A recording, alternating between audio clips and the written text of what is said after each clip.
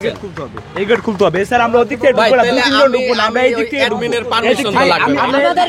2 ঘন্টা যাবত বাইরে বসাই রেখে বিভিন্ন লোকজন ভিতরে ঢুকছে এবং এখানে গুরুত্বপূর্ণ নথিপত্র এখান থেকে চালান হয়ে যাচ্ছে বলে এবং তাদের কর্মকর্তারা আমাদেরকে ভিতরে ঢুকতে দিচ্ছে না। বাংলাদেশে এখনো স্বৈরাচারের দোসররা এখনো অনেক কিছু করতে চাচ্ছে, অনেক ষড়যন্ত্র করতে চাচ্ছে এই দেশটাকে রসাতলে নেওয়ার জন্য। স্বৈরাচারদের বিচার চাই, খুনি শেখ হাসিনার বিচার চাই। আমাদের এত সন্তানদের রক্তে রঞ্জিত করা হয়েছে এর রাজপথ, নির্লজ্জের মতন এদের লজ্জা নাই। এরা গত 16 বছরে শেখ হাসিনার বিরুদ্ধে লিখেছে, দুর্নীতির বিরুদ্ধে লিখেছে। আমরা হাতে গোনা কয়েকজন লেখক এখানে এসেছি যাতে তিনি সসম্মানে এখান থেকে পদত্যাগ করেন। এই গেট খুলতে হবে স্যার। আমরা ওদিক থেকে ঢুকবো না, দুই তিনজন ঢুকবো না, আমরা এই দিক থেকে অ্যাডমিনের পারমিশন তো লাগবে। আমরা এই দিক থেকে অ্যাডমিন কে রাখেন, আপনারা অ্যাডমিন ভাই কথা সবাই কথা বলেন প্লিজ। ভিতরে দুইজন গেছিল, আমাদের প্রতিনিধিদের সাথে ভালো ব্যবহার করা হয়নি, তাদের সাথে ভালো আচরণ করা হয়নি। সচিবালয় থেকে আমরা দেখেছি কিভাবে অফিস করার নামে কাগজপত্র পাচার করেছিল এবং ছাত্রদের হাতে আটক হয়েছে।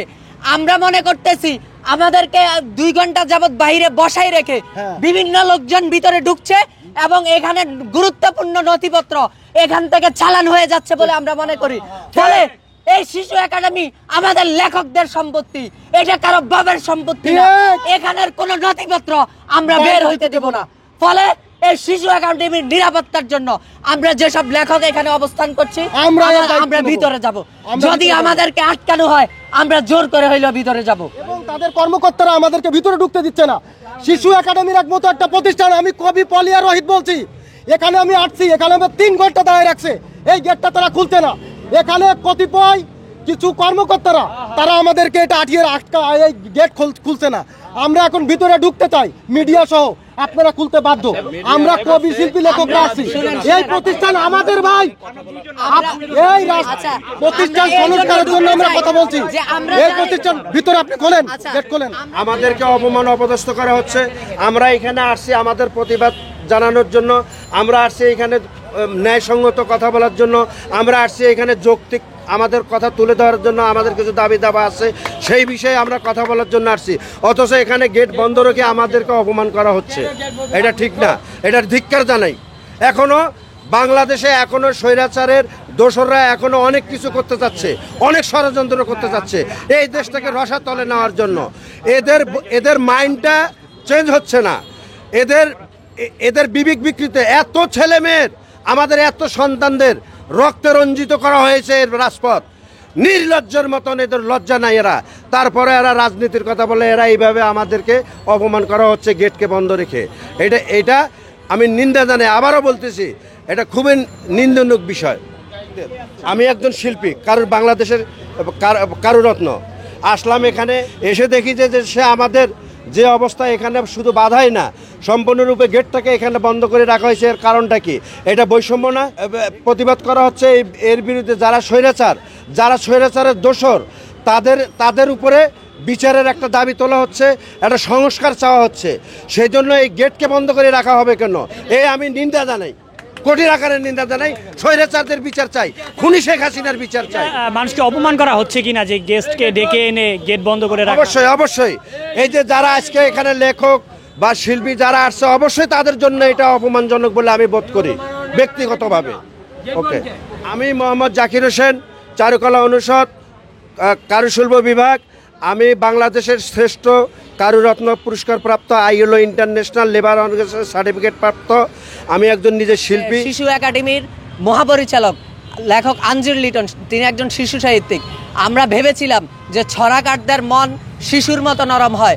যারা ছড়া সাহিত্য করেন, যারা শিশু সাহিত্য করেন, তারা শিশুকে নিয়ে ভাবেন। আমরা ভেবেছিলাম যে তাদের মন শিশুদের মতো কোমল হয়। ফলে আমরা তাকে মোটামুটি 48 ঘন্টার মতো সময় দিয়েছিলাম। আমরা 24 ঘন্টার আলটিমেটাম দিয়েছিলাম এবং তার আগেও উনি দেখেছেন যে আমরা অন্যদেরকে আলটিমেটাম দিচ্ছি এবং তখনও আমরা ওনার নামটা উল্লেখ করেছি তিনি যাতে সসম্মানে পদত্যাগ করেন। কিন্তু আমাদের আলটিমেটাম অতিক্রম করার পরেও উনি এখন পর্যন্ত পদত্যাগ করেন নাই। ফলে আমরা শুধু ওনার নয়, আমরা ব্যক্তি আঞ্জির লিটনের পদত্যাগ চাচ্ছি না, কিংবা শিশু সাহিত্যিক আঞ্জির লিটনের পদত্যাগ চাচ্ছি না। আমরা খুনি গণহত্যাকারী শেখ হাসিনার দোসর আঞ্জির লিটনের পদত্যাগ চাচ্ছি। শুধু তার নয়, এখানে তার যত লুটপাট হয়েছে এবং এগুলোর সাথে যারা জড়িত প্রত্যেককে পদত্যাগ করতে হবে এবং তাদেরকে বিচারের আওতায় আনতে হবে। আচ্ছা, এখানে যে ঘটনাটা হয় আসলে, যে ধরেন এখানে একটা সংকলন যদি হয়, প্রথমত যে ধরেন এটা তো শিশু এবং নারী বিষয়ক লেখাগুলো বেশি হয়, যদিও এটা ইতিমধ্যে স্বৈরাচারী শেখ মুজিবের আখড়া হিসাবে রূপান্তরিত হয়েছে এই শিল্প সাহিত্যের ইয়েগুলো।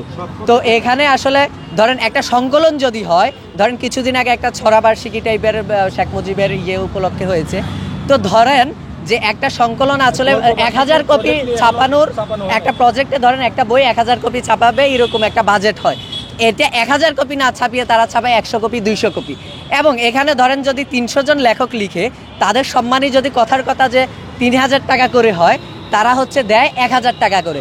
কিন্তু তাও তারা ওই যে 100 জন যত লেখক আছে তাদের দায়িত্ব, যাদের লেখা ছাপা হয়েছে তাদেরকে কল করে তাদের সম্মানীটা বুঝিয়ে দেয়া, তারা তা না করে তারা হচ্ছে তাদেরকে জানায়ও না যে আপনাদের লেখাটা আমি ছেপেছি।